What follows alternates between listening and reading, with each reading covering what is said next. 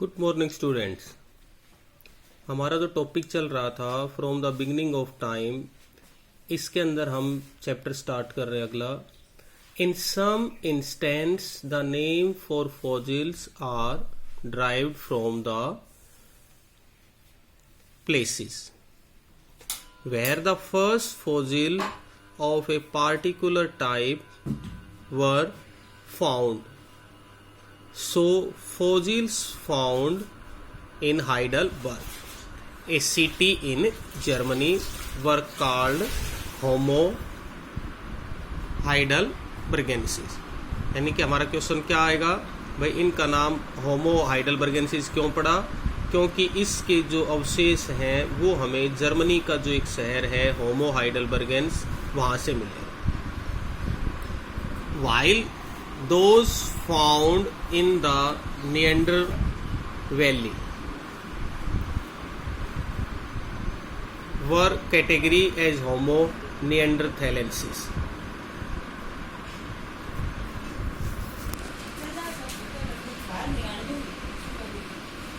The earliest fossil from Europe are of Homo heidelbergensis and Homo neanderthalensis. यानी कि शुरुआत के जो यूरोप के अंदर हमें अवशेष मिले हैं वो होमो हाइडलबर्गेंसिस और होमो निएंडरथैलेंसिस के लिए। Both belong to the species of archaic Homo sapiens. दोनों ही किसकी? होमोसेपियंस की क्या थी? पुरानी प्रजातियां। The fossils of Homo heidelbergensis 0.8 to 0.1 MYA have a wide distribution, having been found in Africa, Asia and Europe. ये जो मेनली हमें कहाँ से मिली? एशिया से, अफ्रीका से और यूरोप से। Neanderthals occupied Europe and Western and Central Asia from roughly 130 lakh to 35,000 years ago. They disappeared abruptly in Western Europe around 55,000 years ago.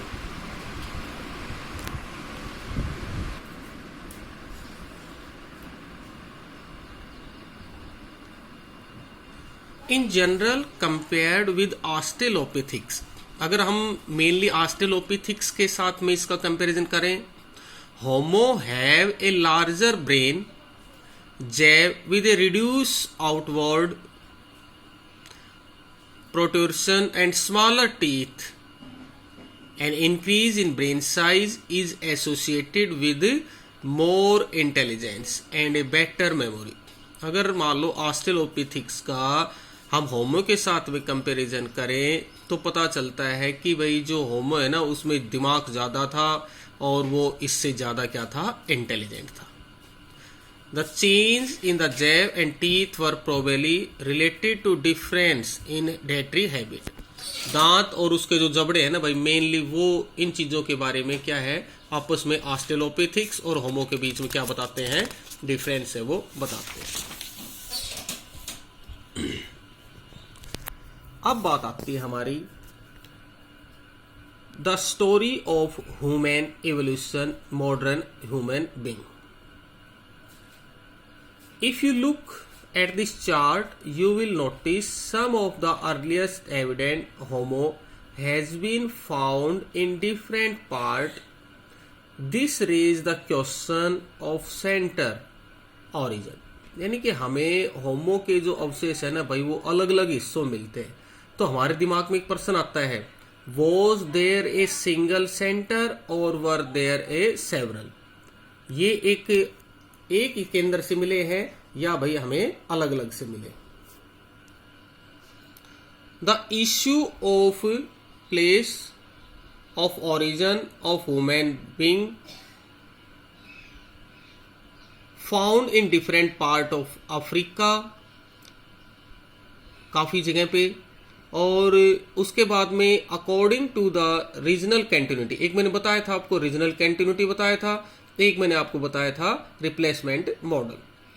Are archaic Homo sapiens in different region gradually evolve at different rate into modern human. and hence the variation in the first appearance of modern human different part of the world. यानी कि regional continuity के तहत वो क्या बता रहा है कि जो ह्यूमन है भाई वो अलग अलग हिस्सों में मिला है. Different part of the world. The argument is based on the regional difference in the feature of present day human. इसके पीछे क्या बता रहा है कि मानव के अंदर जो विभिन्नताएं है ना वो रीजनल डिफरेंस की वजह से ही है. कोई काला है, कोई मतलब वाइट सफेद है, कोई कैसा है, कोई छोटा है, कोई बड़ा है. ये आपको मैंने समझा रखा है. According to those who advocate this view, these dissimilarity are due to difference between the pre-exciting Homo erectus and Homo heidelbergensis population that occupied the same region. Replacement and regional continuity model के बारे में हम बात करेंगे. The replacement model visualize the complete replacement everywhere of all older form of humans with modern humans in support of this view is the evidence of the genetic and anatomical homogeneity of modern human. Those who suggest this argue that the enormous similarity amongst modern human is due to their descent from a population that originated in a single region which in Africa. मतलब यहाँ के जो replacement model के candidate कह रहे हैं कि भाई जो मानव की उत्पत्ति है ना वो सिर्फ एक ही जगह सिंगल रीजन में हुई है और वो हुई है कहाँ पे, अफ्रीका में. The evident of the earliest fossil of modern human from Omo in Ethiopia also support the replacement model. Omo से जो हमें मिले हैं इसमें मेनली क्या है, ये क्लियर हो रहा है कि भाई रिप्लेसमेंट मॉडल ही सही है. Scholar who hold this view suggest that the physical difference observe today among modern human are the result of adaptation over a span of thousand of year by population who migrated to the particular region where they finally settle down.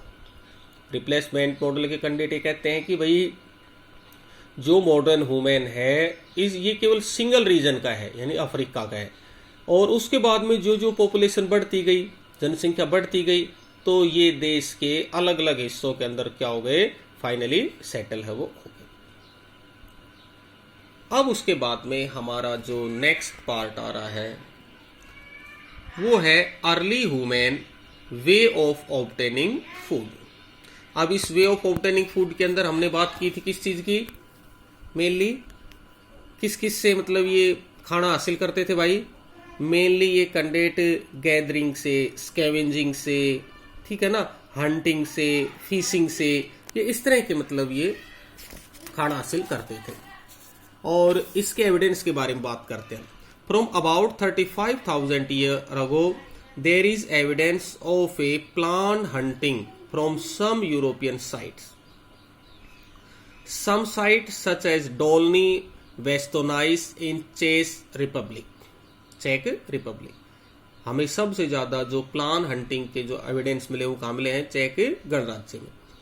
Which was near the river seem to have been deliberately chosen by early people.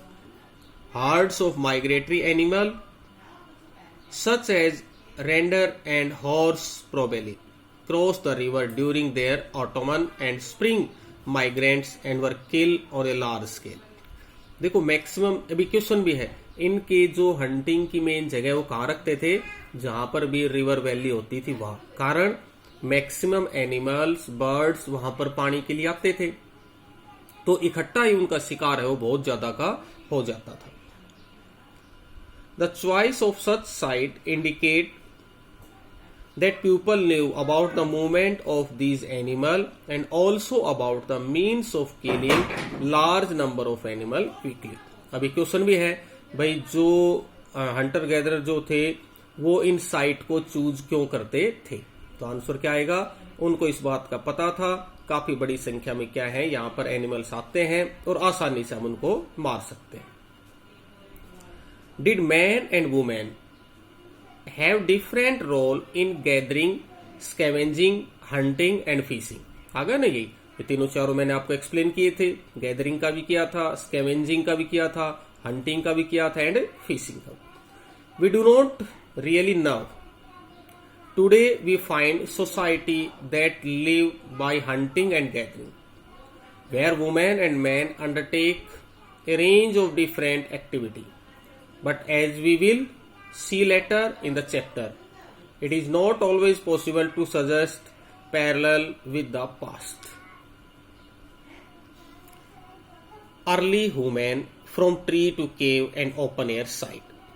अब ये हम कौन सा question solve कर रहे हैं भाई, यानी कि जो अर्ली मैन है वो उसके रेजिडेंस के बारे में, मतलब पेड़ों से लेके और कहां तक चला जाना, ओपन एयर साइट तक। We are on sure ground when we try to reconstruct the evidence for pattern of residence.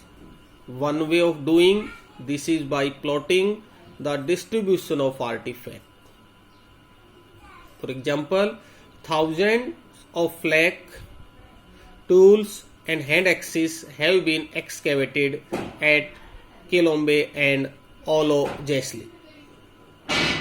These finds are dated between 7 lakh and 5 lakh years ago. How did these tools accumulate in one place? It is possible that some place where food resources were abundant were visited repeatedly. In such area, people would tend to live beyond traces of their activity and presence, including artifact. The deposit artifact would appear as patches on the landscape. The place that were less frequently visited would have fewer artifacts, which may have been scattered over the surface. It is also important to remember that the same location could have been shared by hominid. ऐसी same location जो है वो hominid की भी share हुई है। Other primate and carnivores look at the diagram below to see how this may have worked. अभी देखो पूरा डायग्राम दिखा रखा है किस तरह से, मतलब ये एक तरह से फीडिंग है, कटिंग है, ब्रेकिंग है, शेविंग है, स्कैवेंजिंग है, ये पूरा सिस्टम है सारा का सारा। होमिनिड कैसे इसको रिमूव करता है, होमिनिड कैसे इसको कैरिंग प्राप्त करता है, ये सारी चीजें इसमें आती है।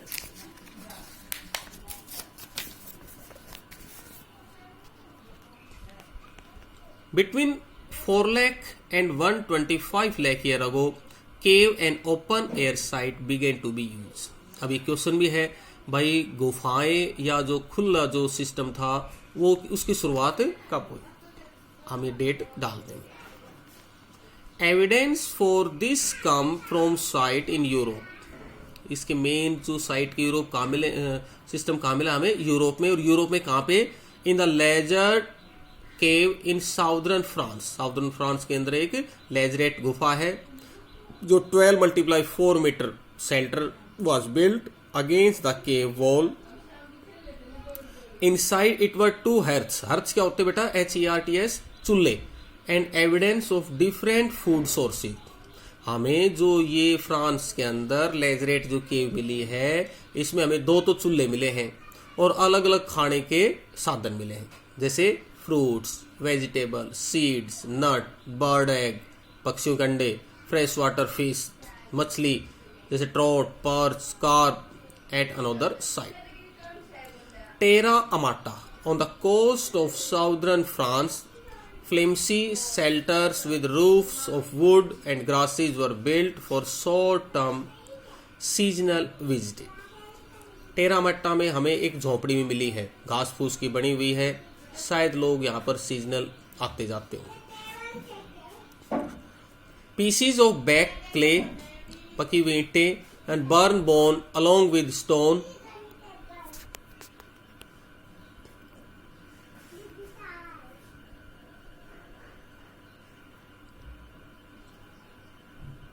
piece baked clay and burnt bone along with stone tool dated between 1.4 and 1 MYA have been found at Chesovanja यानी कि पकी हुई ईंटों के अवशेष हमें कहाँ मिले भाई? चेसोवांजा में। Kenya and Swartkrans, South Africa.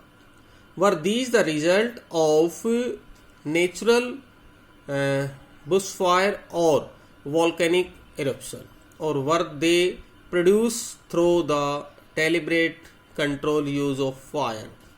We do not really know. Hearts, on the other hand, are indication of the control used at fire. This had several advantages. अब ये किसका आ गया क्वेश्चन? भाई जो उस टाइम पर आग का जो आविष्कार हुआ था उसके एडवांटेज क्या हुए? बड़े आसानी से बताओगे। Fire provide warmth and light inside cave and could be use for cooking.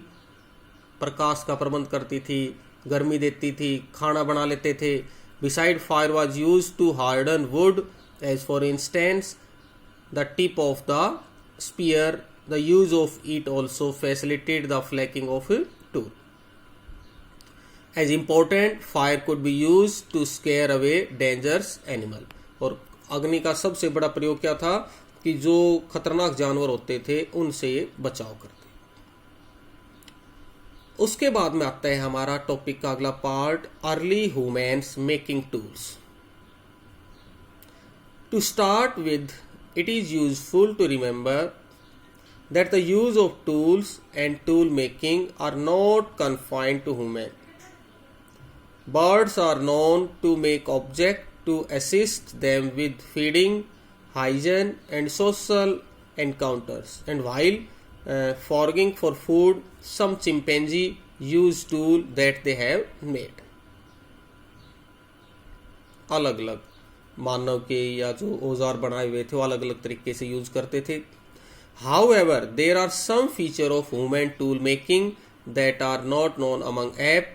As we have seen, certain anatomical and neurological related to the nervous system adaptation have led to the skill use of hand, probably due to the important role of tool in human life.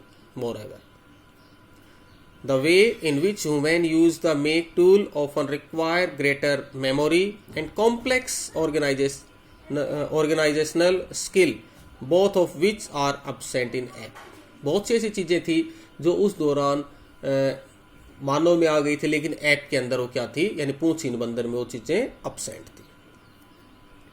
The earliest evidence for the making and use of stone tools come from site in Ethiopia and Kenya. यानी कि अब question ये आएगा कि हमें stone tool के सबसे main evidence कहाँ से मिलते हैं भाई? इथियोपिया से और केन्या से। It is likely that the earliest stone tool maker were the Australopithecus. अब क्वेश्चन आ जाए भाई शुरुआती स्टोन टूल मेकर कौन था, नाम बताएं, तो हम क्या बताएंगे? ऑस्ट्रेलोपिथेक्स।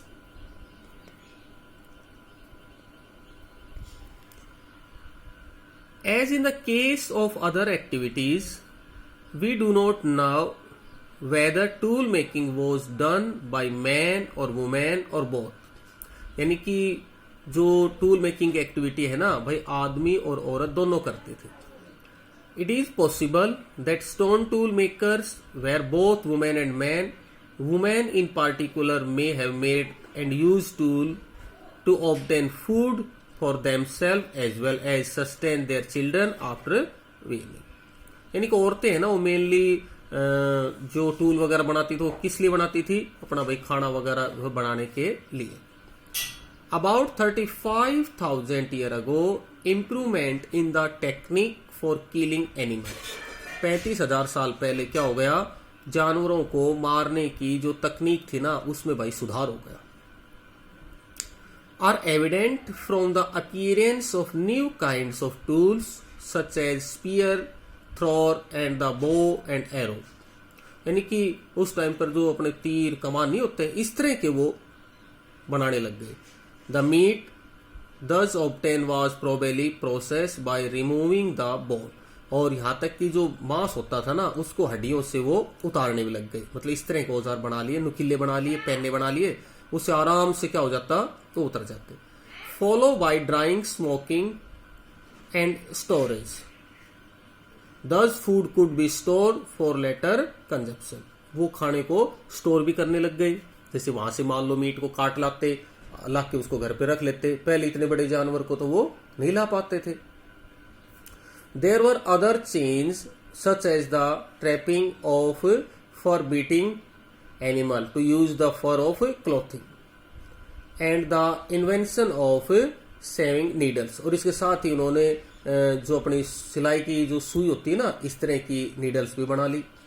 The earliest evidence of sewn clothing come from about 21,000 year ago, सिले हुए कपड़ों की जो अवशेष भाई हमें 21,000 साल पहले मिल गए थे।